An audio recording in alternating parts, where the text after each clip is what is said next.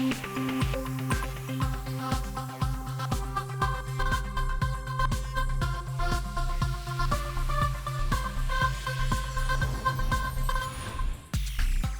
And welcome, मैं हूं विवान और आप देख रहे हैं बॉलीवुड का hottest news show planet Bollywood news. हम एक बार फिर हाजिर हैं बॉलीवुड की latest news and hot gossips लेकर।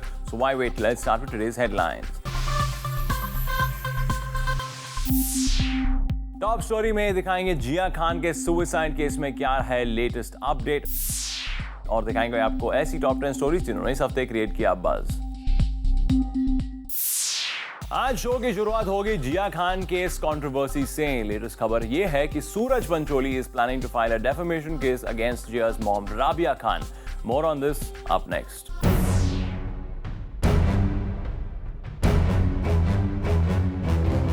जिया खान का सुसाइड केस हर एक दिन अलग अपडेट लेकर आता है। 2 days back, a local court rejected an application filed by Jia Khan's mother Rabia Khan seeking video recording of the late Bollywood actor's autopsy and toxicology report. और आज Zoom को खास सोर्सेज से पता चला है कि apparently Suraj Pancholi is now planning to file a defamation case against Rabia Khan. अगर सोर्सेज की माने तो पंचोली वेट कर रहे हैं कि जब सूरज के अगेंस्ट चार्जशीट फाइल होगी तब वो ये डिफेमेशन का केस दर्ज कराएंगे। खबर है कि ये चार्जशीट बहुत जल्द फाइल होने वाली है। Apparently the Pancholis have been very hurt by the entire incident और इसीलिए वो चाहते हैं कि सूरज पंचोली की सफरिंग अनपनिश्ड ना जाए, and that's why we might hear in the coming days of a defamation case against Jia Khan's mother Rabia Khan. Bureau Report, Zoom, Mumbai.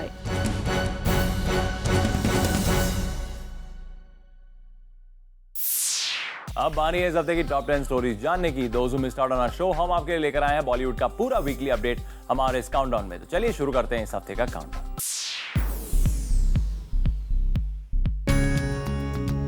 Countdown number 10 पर बॉलीवुड एक्ट्रेस श्रीदेवी पर आया है अपडेट। जब उनके फ्लैट में a major fire broke out while husband Boney Kapoor was away from home, Sridevi and her 2 daughters along with Bonnie's mother were present when this mishap took place. बता दें कि फिलहाल Sridevi and her family are staying at a friend's place क्योंकि उनका घर पूरी तरह से डैमेज हो गया है जिसे रिस्टोर करने में टाइम लगेगा। And the good part is that no one from the family member got injured while the fire broke out. We hope that all gets back to normal for Kapoor family.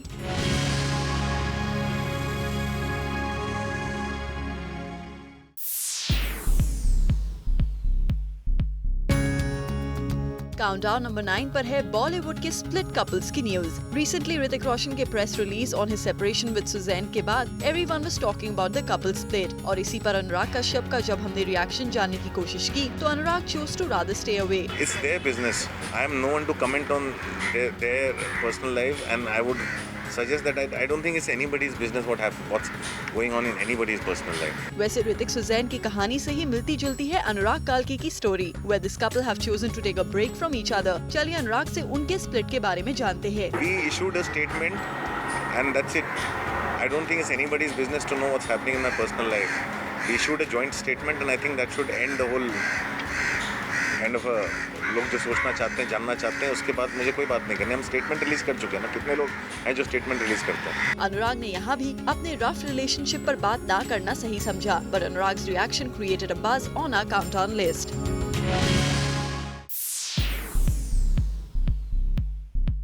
Arbaz Khan, and I think I remember the Jai Ho trailer and where Salman clearly said he's not here to take any footage. Is that how it happens after Dabang? What? Salman said he's not here to take any footage. You know, it's ये Sohail का time is. Is that how it happens whenever you appear nowadays after Dabang?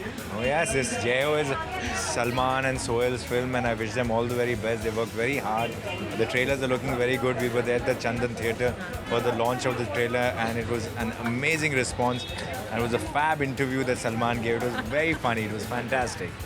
Absolutely, he worked up the crowd, isn't it? Yeah, now he's got like a way with the crowd, and the way he does his interviews and all, I think it's really, really nice, really nice.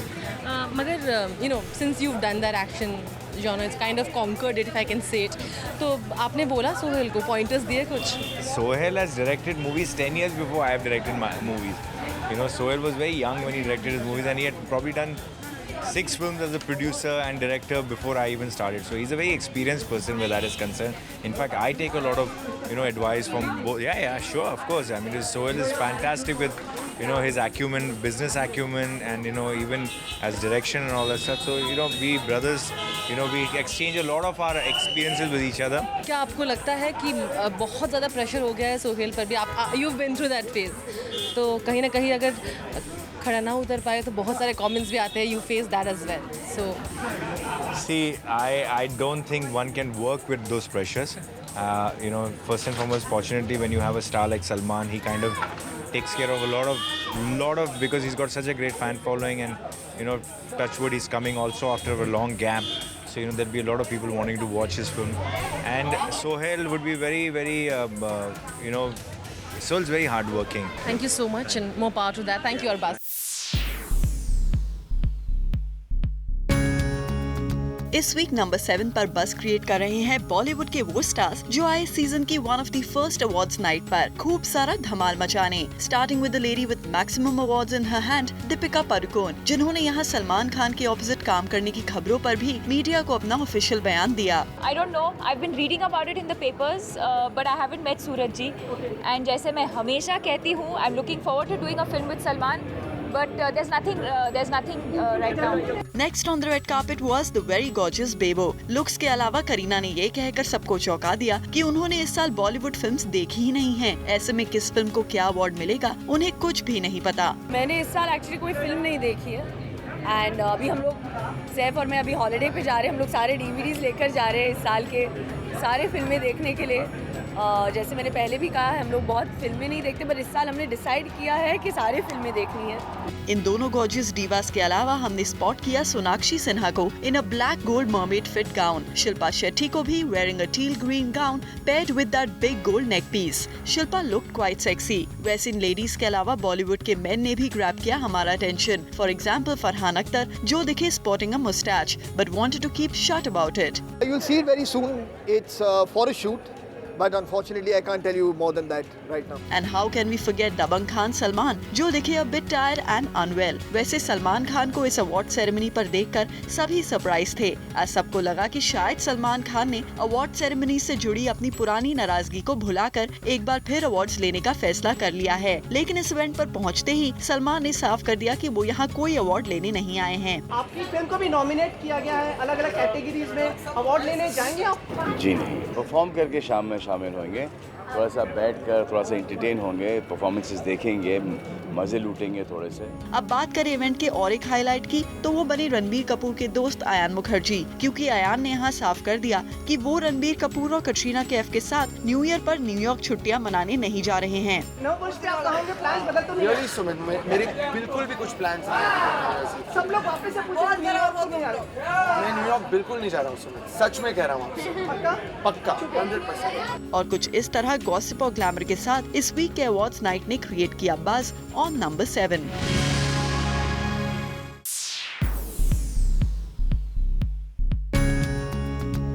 Katrina Kaif और ऐश्वर्या राय बच्चन में एक international beauty care brand को लेकर चल रहे tug of war में आ गया इस हफ्ते एक नया ट्विस्ट, जो बना हमारे काउंटडाउन का नंबर 6 बज़ मेकर. ये ट्विस्ट क्या है ये हम आपको जल्द बताएंगे, लेकिन इससे पहले इसी ब्रांड के एक इवेंट के लिए आई ऐश्वर्या की इस बात को अपने जहन में रिकॉर्ड करके रख लीजिए, क्योंकि इस कहानी में आगे ये बहुत काम आएगी. I'd like to apologize. I've got a bit of a sore throat. So I might be speaking a little softly. If I'm inaudible, please ask me to speak up again.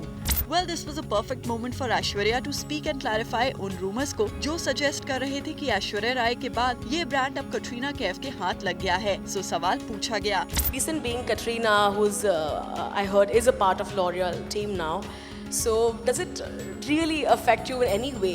और टपाक से ऐश्वर्या ने कटरीना के नाम पर इनडायरेक्टली अपनी unhappiness जताते हुए ये जवाब दिया. The answers in your question, for me at least.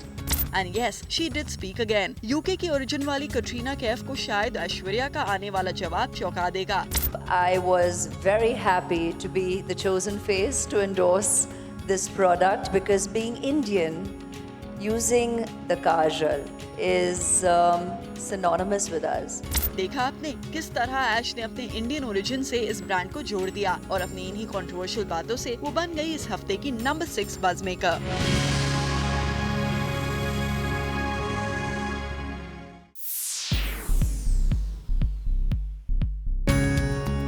इस वीक काउंटडाउन नंबर 5 पर है संजय दत्त की पैरोल कंट्रोवर्सी का latest update. Sanjay Dutt finally 1 महीने के लिए अपने घर वापस आ रहे हैं, क्योंकि उन्हें येरवाड़ा जेल अथॉरिटीज ने 1 महीने के पैरोल पर घर जाने की इजाजत दे दी है। संजय ने घर पहुंचते ही एक प्रेस कॉन्फ्रेंस भी रखवाई, जहां उन्होंने मीडिया से काफी फर्मली बात करी। जैसे कि कैंसर पेशेंट हो, जो हार्ट पेशेंट हो, ऐसी बात नहीं कि वो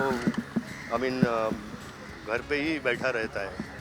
वो भी बाहर जाता है, अपना काम करता है जब तक ऑपरेशन नहीं हो और जब तक जांच नहीं की जाए कि मतलब वो लिवर में जो ट्यूमर है वो है क्या। इसीलिए मैंने आपसे कहा है, I told you is that you must go and check with every jail in India that how many people come out on furlough and payroll. It's not me, it's thousands of them. I mean, I was stopped because of a few reasons, but like that every day there are so many people who go and who come. वैसे संजू के इस payroll को लेकर काफी controversy भी हुई थी, क्योंकि जिस दिन संजय दत्त के पैरोल की बात सामने आई थी, उसी के एक दिन पहले मान्यता को आर राजकुमार की स्क्रीनिंग पर देखा गया था और इसके बाद जेल अथॉरिटीज ने संजय दत्त के दावों को वेरीफाई किया और अब जाकर संजू को फाइनली पैरोल मिल गई है। प्लैनेट बॉलीवुड न्यूज में फिलहाल वक्त है एक छोटे से ब्रेक का, पर आप कहीं में जाएगा as a countdown is not over yet. Well, our countdown is not over yet. अब जरा नजर डालिए इस हफ्ते की और भी ज्यादा हॉट एंड सिजलिंग न्यूज पर।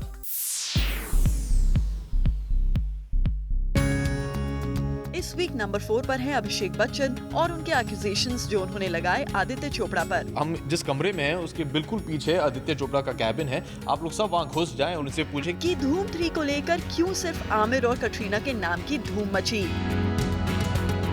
हम जिस कमरे में हैं उसके बिल्कुल पीछे आदित्य चोपड़ा का कैबिन है। आप लोग सब वहाँ घुस जाएं और उनसे पूछें कि धूम 3 के फर्स्ट पोस्टर से लेकर अब तक फिल्म की बाकी स्टार कास्ट को बराबर इम्पोर्टेंस क्यों नहीं मिली। लेकिन अगर आप सोच रहे हैं कि अभिषेक बच्चन की नाराजगी वाकई आमिर खान और कटरीना कैफ को धूम 3 में ज्यादा इम्पोर्टेंस देने की वजह से है, तो जरा ठहर जाइए, क्योंकि अभिषेक की ये नाराजगी तो इसलिए है कि उन्हें कटरीना कैफ के साथ फिल्म में ज्यादा स्क्रीन शेयर करने का मौका नहीं मिला। कटरीना कोई सीन्स हैं आप लोगों ने, एक ही सीन मतलब एक ही उन्होंने जो मेन सॉन्ग धूम का गाया वो अकेले ही उन्होंने परफॉर्म कर दिया। आप और अली अहमद कहीं नहीं, गाने नहीं है। Why? क्यों है ऐसे? मतलब आप बहुत अच्छा सवाल पूछा आपने और मैं चाहूंगा कि हम जिस कमरे में हैं उसके बिल्कुल पीछे आदित्य चोपड़ा का कैबिन है। आप लोग सब वहाँ घुस जाएं और उनसे पूछें कि आदि आपने अभिषेक और उदय को इस फिल्म में गाने क्यों नहीं दिए।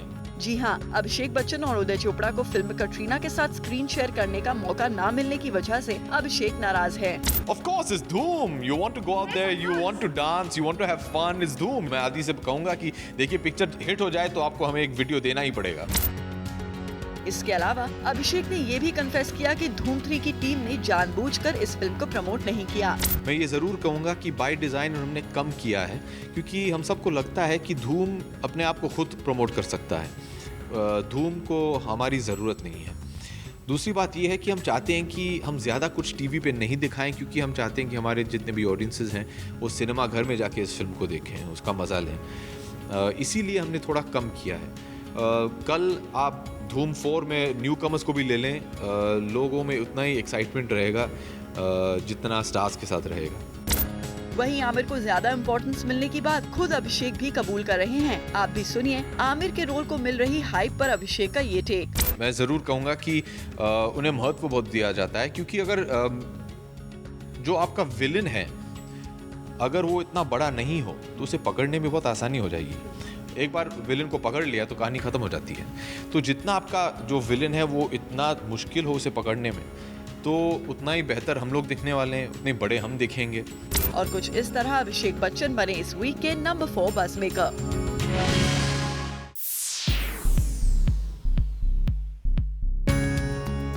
इस वीक नंबर 3 बज मेकर बनी है मल्लिका शेरावत, जिन्होंने बिना वजह की कंट्रोवर्शियल बातें करके मीडिया की नजरों में वापस आने की कोशिश की है। दरअसल मल्लिका ने अपनी PR मशीनरी के थ्रू इंटरनेशनल मीडिया में ये बात फैलाने की कोशिश की है कि उनके ऑनेस्ट बयानों की वजह से उन्हें इंडिया में टारगेट किया जा रहा है। वैसे मल्लिका का ये बयान क्या था, आप भी सुनिए। You gave an interview where you said that India is regressive and depressing. So why would you like to come to this country and find true love if you anyway have not really positive feelings about this country? I think you need to do your homework well. Because I said Indian society is regressive for women. I think it's a very, very regressive state for women. And I stand by it.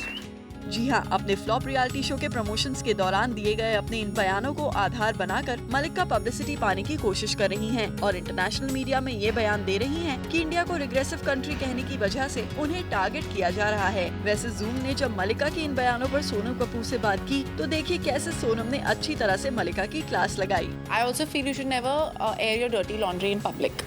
आपकी जो भी opinions हो India के बारे में वो India में ही बात करना चाहिए। इंटरनेशनली अब जब जाते हो, you are talking about your home, you are talking about who you are, you are an Indian, you have to talk about it with respect. You have to also understand कि the most powerful people in our country are women. Well Mallika, we hope आप सोनम की इन बातों को सुन रही होंगी और finally publicity पाने के लिए इस तरह के कंट्रोवर्शियल बयान देना बंद करेंगी और फिर शायद आपकी ऑनेस्ट कोशिशों की वजह से आपके डूबते करियर को भी सहारा मिल जाएगा।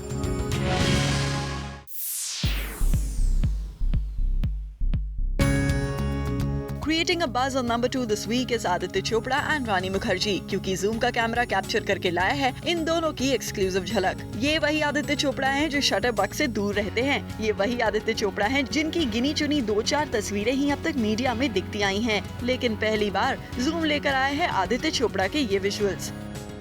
ये विजुअल्स थे धूम 3 की रिलीज से पहले थर्सडे की रात रखी यशराज फिल्म्स में एक बैश की। फिल्म की स्टार कास्ट के अलावा कई बॉलीवुड स्टार्स मौजूद थे। बताया जा रहा था कि आदित्य आमिर और धूम 3 की टीम ने अपने कुछ गेस्ट के लिए यशराज में धूम 3 की स्क्रीनिंग का इंतजाम भी किया था, लेकिन कैमरा पार्टी का ये इंतजाम ही कैप्चर कर पाया। इन तस्वीरों में तमाम स्टार्स बॉलीवुड फिल्म्स के हिट नंबर्स पर थिरकते नजर आए। इस बीच कैमरे की रेंज में आते ही इन तस्वीरों में कैद हो गए आदित्य चोपड़ा भी, जो लगता है इस पार्टी के लिए रखे गए बुफे का जायजा ले रहे थे। इस दौरान आदित्य चोपड़ा के साथ रानी मुखर्जी भी नजर आई। हालांकि डिनर के बाद आदित्य चोपड़ा और रानी मुखर्जी वहां से चले गए, लेकिन धूम 3 की इस पार्टी में देर रात तक धूम मची रही।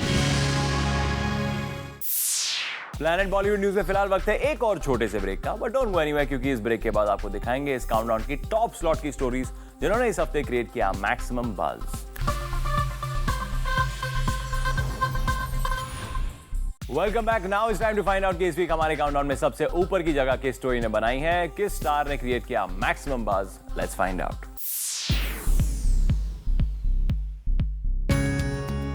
और काउंटडाउन पर इस हफ्ते नंबर 1 की पोजीशन पर हैं आमिर खान। क्यों? वेल खुद ही सुनिए। Actually, I've never advised Imran. Aamir ने अब तक भले इमरान खान को उनके फिल्मी करियर में एडवाइस ना किया हो, लेकिन अब आमिर तैयार है इमरान को गाइड करने के लिए। अगर इमरान चाहें तो उन्हें उनके मामू आमिर से करियर के खराब फेज से निकलने की टिप्स दे सकते हैं। I've seen Salman come through really rough times, and it goes to show his resilience and his strength. I'm sure that Imran will also find his way. Maybe his last 2 or 3 films haven't worked, but mine hadn't worked also. Yeah, I mean, all of us have been through that. All of us have been through times, when we go through a rough patch, we sometimes take decisions which haven't worked. I've seen Salman come through really rough times, and it goes to show his resilience and his strength. I'm sure that Imran will also find his way. जी हाँ, इमरान के लड़खड़ाते career के सवाल पर कुछ यही कहना है उनके मामू आमिर खान का, जो इमरान की आई इस साल बैक टू बैक फ्लॉप्स को लेकर थोड़े परेशान तो हैं, लेकिन ज्यादा हैरान नहीं, क्योंकि आमिर की माने तो ऐसा फेस इंडस्ट्री में सभी स्टार्स की लाइफ में आता है। Sometimes things go wrong, you don't end up making the film you wanted to. And what really matters is that, at a time like this when you're not doing so well, your films are not working, how do you maintain and how do you remain steady and not get knocked down by that? इसके बावजूद आमिर का मानना है कि अगर इमरान और उन्हें sign करने वाले फिल्म मेकर्स चाहें तो वो इस मामले में इमरान की थोड़ी बहुत मदद जरूर कर सकते हैं। Every time he selects a film, if he wants me and not only him, of course, the director and the producer, the entire team, if they want me to hear the script and give my opinion, I would be happy to do that. I mean, I'd love to, be a part of the process. I have no problems at all. Aamir ने इस बात की इच्छा जताई है कि अगर इमरान उनसे स्क्रिप्ट चूज करने में मदद लेना चाहते हैं तो वो हमेशा अवेलेबल हैं। पर आमिर यहाँ ये क्लियर करना नहीं भूले कि उन्हें इमरान को कभी एडवाइस नहीं किया। इसके बावजूद आमिर का फैमिली मेंबर होने के नाते इमरान से लोगों की उम्मीद यही है कि वो भी अपने काम में अपने मामू आमिर की तरह ही फर्मनेस लेकर आए। For now, Amir's gesture towards Imran gets him on number 1 position on our countdown. With this, it's a wrap. Planet Bollywood News में कल हम फिर लौटेंगे लेकर बॉलीवुड की और भी latest news and gossip. Till then, keep watching Zoom, India's number 1 Bollywood channel.